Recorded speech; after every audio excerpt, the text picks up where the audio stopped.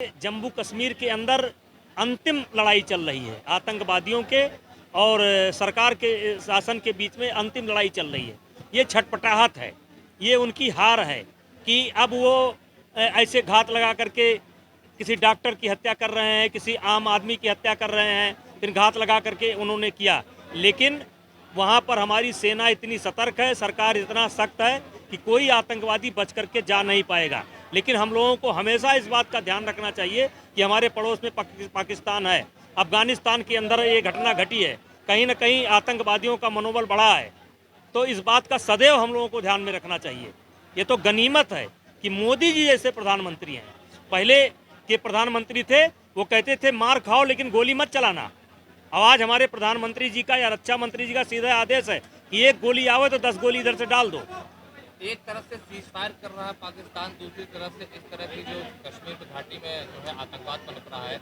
वहीं हाल के दिनों में उत्तराखंड में चीन जो है 500 सैनिक उसके घोड़े भी घुसाते हैं और कॉन्फ्लिक्ट की खबरें अभी भी आ रही थी। तो इसको कैसे देखिए, हम लगातार हर तरीके का षड्यंत्र भारत के खिलाफ हो रहा है।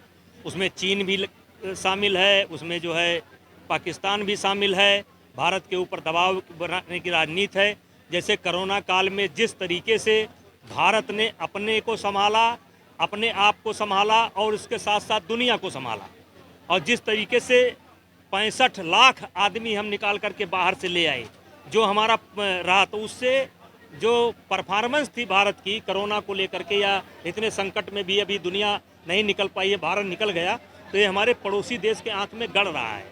तो हमेशा हमें सतर्क रखना पड़ेगा, हमें अपनी सेना को मजबूत रखना पड़ेगा, बॉर्डर पर निगाह रखनी पड़ेगी। चुनौती हमारे सामने है। जी, एक आखिरी सवाल, महबूबा मुफ्ती ने मंच से कहा है कि एक तरफ जहां आतंकवादियों की जो हरकतें हैं वो दिखती हैं, उसी तरह से तुलना उन्होंने सैन्य जो कार्रवाई है उसकी भी तुलना वैसे ही आतंकवादियों से करती है। उनका दुर्भाग्य है, मतलब दुर्भाग्य है कि उन्होंने एक बयान दिया था कि जम्मू कश्मीर की तरफ अगर कोई देखेगा तो भारत का झंडा उठाने वाला कोई नहीं रहेगा।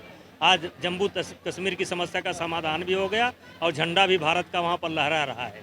अब इन लोगों को इनकी जो राजनीति थी, जो 70 साल तक इन्होंने जो विकास के लिए, आम जनता के लिए जो संसाधन भारत सरकार ने मुहैया कराए, वो कुछ परिवारों तक सीमित रहा और आज इनके मुंह तक नहीं पहुंच रहा है, इसलिए इनको बहुत कष्ट है। तो क्या इनकी जो बाड़ी है वो वही अफजल हम शर्मिंदा वाले गैंग के ही ये, मतलब उन्हीं की बातें ये कर रही हैं?